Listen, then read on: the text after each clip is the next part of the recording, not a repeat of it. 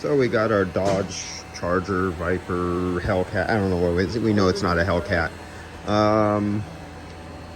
So aftermarket. We got an aftermarket condenser here. We have an aftermarket radiator here. So what is the difference? Well, what we got here? Here's the original radiator. And looky here. You see these little flappy things right there? Didn't come with the aftermarket radiator, so it's wide open, total big gap. So all this hot air, see where my finger's going? So all the hot air, after you've been racing and you're in stop and go traffic, or you come up to a stop, all this hot air blows around. You see that gap? It gets sucked right inside there. And when you have this gap open and you have the fans going, what's that do? It sucks air in here, but it doesn't suck air through your condenser. So you have, it sucks air, but it's less because it's going through here. No seal on the top, no seal on the bottom. Everything is missing because it's aftermarket. Who made this? Let's see who the guilty culprit is. Okay, I don't know. There's some sort of, nope. I don't know who made it. I don't see no sticker anywhere, so we don't know who the guilty party is. Unless we have the box around here somewhere. I don't see the box.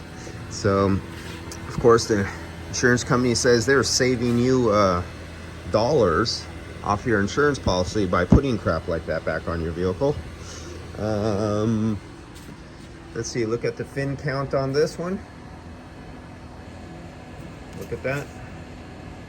Now, look at the fin count on that one. Similar, okay, not horrible.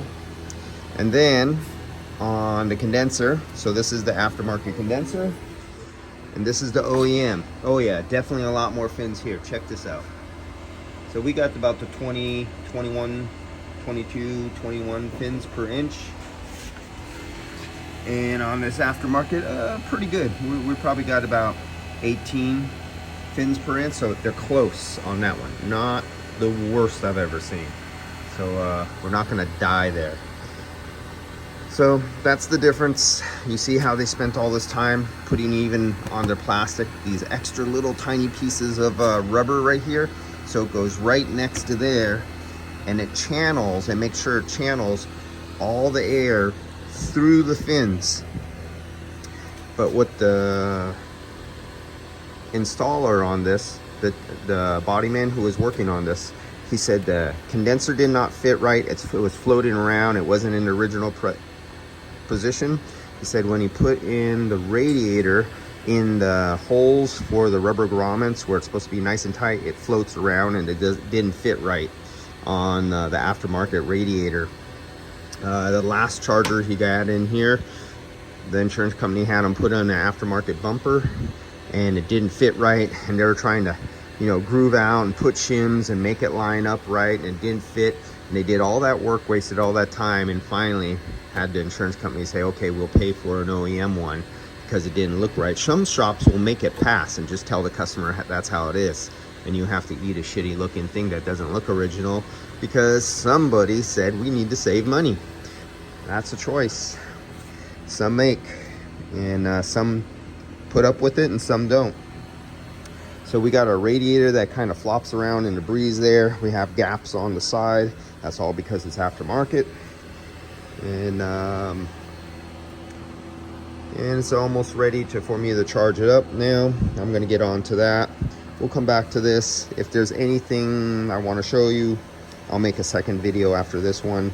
But I just wanted to show you the difference, some of the things that are missing from the original to the aftermarket. And yeah, the body shop guy wasn't happy that the radiator didn't fit in the right place and flops around. You don't want a radiator banging around inside there. That's not good. See you guys later.